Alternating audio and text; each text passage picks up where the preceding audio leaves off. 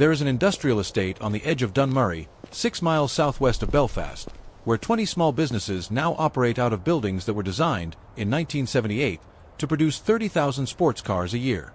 A test track still runs behind the units, cracked and grown over, used twice a year when a convoy of stainless steel cars returns for a reunion nobody could have predicted.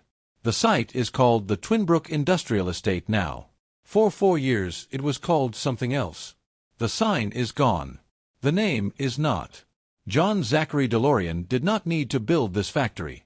That is the detail that gets lost first, and it is the detail that matters most.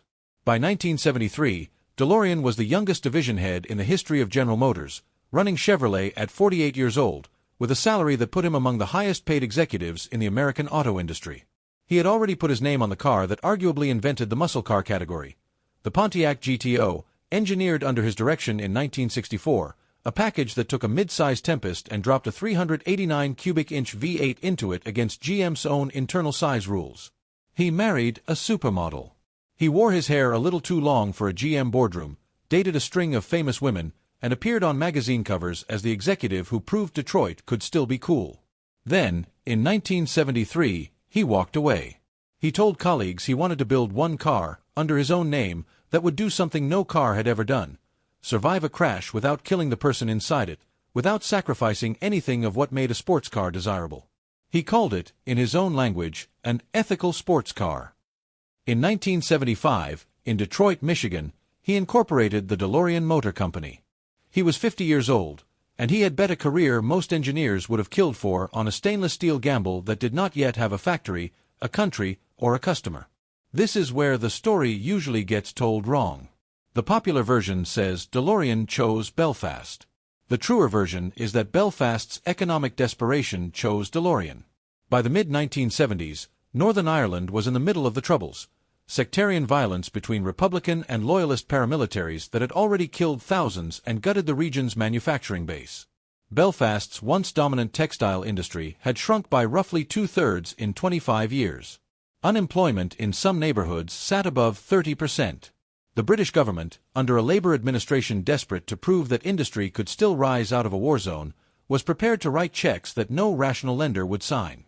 DeLorean took the money. In 1978, the Northern Ireland Development Agency backed his project with government support that would eventually total more than $100 million. Some accounts put the full figure, including later cash infusions, above $150 million.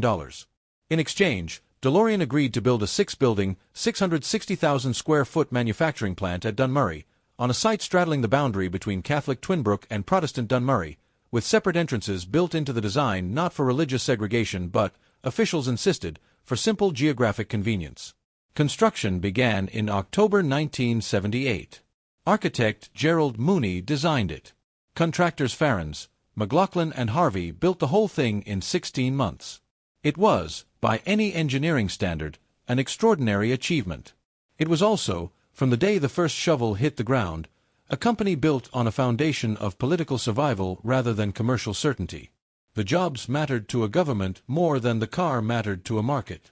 That distinction would matter enormously later. Every fallen empire needs one artifact the viewer can fall in love with before they watch it die. For DeLorean, that object arrived on January 21, 1981, when vehicle number 501, the first Belfast-built production DMC-12, rolled off the Dunmurry line. The car had been reworked from earlier prototypes by Lotus founder Colin Chapman, whose engineering team retooled DeLorean's original mid-engine concept into something that could actually be mass-produced. What emerged was unlike anything else on a 1981 American dealer lot: a 2-seat coupe with unpainted, brushed stainless steel body panels that never needed a paint job and never rusted, hydraulically actuated gull-wing doors that swung upward instead of outward, and a silhouette penned by Italian designer Giorgetto Giugiaro, the same hand behind the original Volkswagen Golf and the Lotus Esprit. It sold new for roughly $25,000 in 1981, somewhere in the neighborhood of $85,000 to $90,000 in today's money. It was not fast. The PRV V6 engine borrowed from Peugeot, Renault, and Volvo produced around 130 horsepower, sending the car from 0 to 60 in a leisurely 8.5 seconds, numbers that disappointed automotive journalists who had been promised a supercar and received, in the words of the era's road tests, something closer to a beautifully styled commuter coupe. None of that mattered. What mattered was that nobody had ever seen a car look like this. Contemporary reviewers, while unimpressed by the performance, were nearly unanimous that the DeLorean was one of the most visually arresting production cars to reach American shores in a decade, a sculpture that happened to also be a vehicle.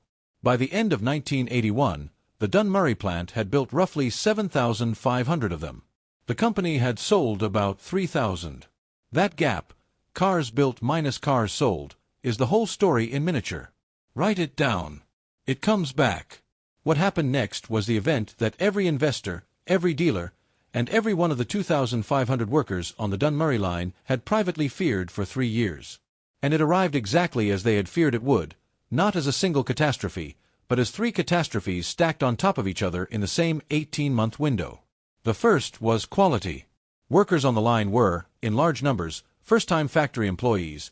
Belfast's industrial base had been so hollowed out by the Troubles that DeLorean's own leadership team had to build training programs from scratch for people who had never worked an assembly line before. Early cars developed a reputation for fit-and-finish problems. Doors that didn't seal properly, electrical gremlins, panel gaps that undercut the precision the stainless steel styling promised. The company opened quality assurance centers at U.S. delivery points just to catch and fix problems before customers saw them. The second was timing. The United States entered a recession in 1981, accompanied by the worst winter on parts of the East Coast in years. Nobody was rushing to finance a $25,000 two-seat sports car with mediocre performance numbers during a credit crunch. The third, and the one that finally broke the company, was capital. DeLorean had never raised enough money to survive a slow sales year. The British government's investment had built the factory, it had not built a reserve fund. By February 1982, the company was in receivership. Production limped through the spring and finally stopped in May 1982. In October, the receiver shut the Dunmurry plant for good. Total production across the company's entire life, approximately 9,000 cars, built in under 4 years, by a workforce that had built one of the most technically ambitious car plants in the world essentially from a standing start. There is a detail in the DeLorean story that most retellings skip past, because it complicates the villain everyone wants, the tape. By late 1982, with the company weeks from collapse and the British government unwilling to send another check, DeLorean was, by his own later account, out of options and out of money. What happened next was captured on FBI surveillance video. DeLorean, in a hotel room, examining a suitcase containing over 20 kilograms of cocaine, comparing it, on tape, to a stack of gold bars, and agreeing to bankroll a $24 million cocaine trafficking deal that undercover agents had spent months constructing around him. Moments after he raised a glass to toast the arrangement, agents entered the room and arrested him. The footage is extraordinary and damning on its face. It is also, according to the jury that acquitted him in 1984, the product of one of the most aggressive entrapment operations an American court had examined in years.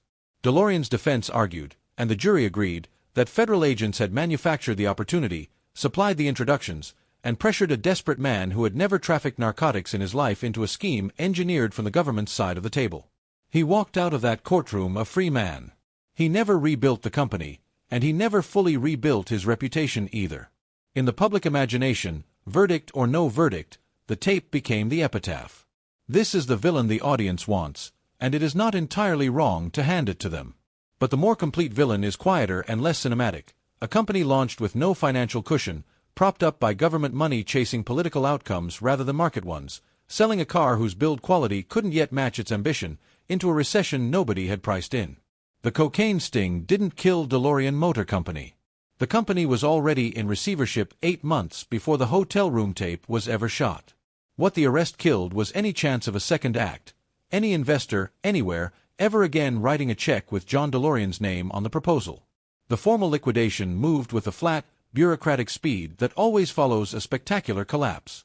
Consolidated International, a discount liquidator later known to American shoppers as Big Lots, bought up the unsold inventory and the leftover part stock, the raw material of a dream reduced to a buyback line item.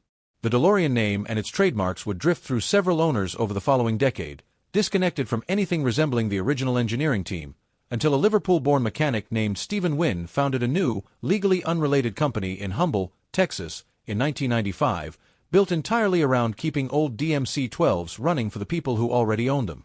The company that had taken 3 years to build, and less than 4 to collapse, was reduced to salvage inventory in the time it takes a receiver's office to process a bankruptcy filing. Here is the detail every viewer of this kind of story is really waiting for. What does the building look like now? The Dunmurry site was never demolished into rubble and never turned into a monument. It did something quieter and, in its way, sadder. It was simply absorbed back into ordinary industry. In 1989, French automotive supplier Montupet moved into part of the old plant and began casting aluminum cylinder heads for conventional engines, in the same buildings where a stainless steel time machine had once rolled down the line. Today the site operates as the Twinbrook Industrial Estate, home to roughly 20 unrelated businesses. Warehousing, light manufacturing, the ordinary churn of an industrial park that could be found in any mid-sized city in the world. Much of the original factory footprint has been altered or torn down over the decades. The test track behind the estate, where every DMC-12 was proved before it ever reached a dealer, still exists in fragments, occasionally reopened for the DeLorean revival gatherings that bring surviving cars back to the ground where they were born. There is no plaque. There is no museum on site. The nearest thing to a memorial is the Ulster Transport Museum, a short drive away, where a single DMC-12 sits under gallery lighting as an artifact of a decade rather than the product of a functioning industry. The cruelest and strangest twist in this story is timing. In 1985, 3 years after the last Dunmurry-built car was sold, Universal Pictures released a film about a scientist who turns a stainless steel sports car into a time machine. Back to the Future did not just rescue the DeLorean's reputation, it built an entirely new one, for a company that no longer existed to benefit from it. The car became one of the most recognizable objects in American film history, its image licensed onto lunchboxes and posters and video games, while the factory that built it sat empty in Belfast, its workforce scattered, its founder facing a jury an ocean away. Of the roughly 9,000 cars built, an estimated 6,000 to 6,500 are believed to still exist today, most in private hands, some fetching prices well above their original sticker in the collector market. The gap between what the car became culturally and what the company became financially is, in the end, the entire tragedy compressed into one image. A beautiful object that outlived, by decades, the business that had no idea how to sell it. The story of DeLorean is not really the story of DeLorean. It is the story of what happens when a government's political timeline and a market's commercial timeline are forced to move at the same speed, and they cannot, because they were never built to. Northern Ireland needed jobs faster than DeLorean could build quality control. DeLorean needed sales faster than a recession would allow. And when a desperate man ran out of runway on every front at once, he reached for the one lever left that any government, anywhere, will never forgive, and the tape of that moment became the only part of the story most people ever remember. The industrial estate on the edge of Dunmurry is still there. The test track behind it is still there, cracked, grown through with grass, waiting twice a year for a convoy of stainless steel cars that refuse, against every commercial logic that killed the company that built them, to stop running.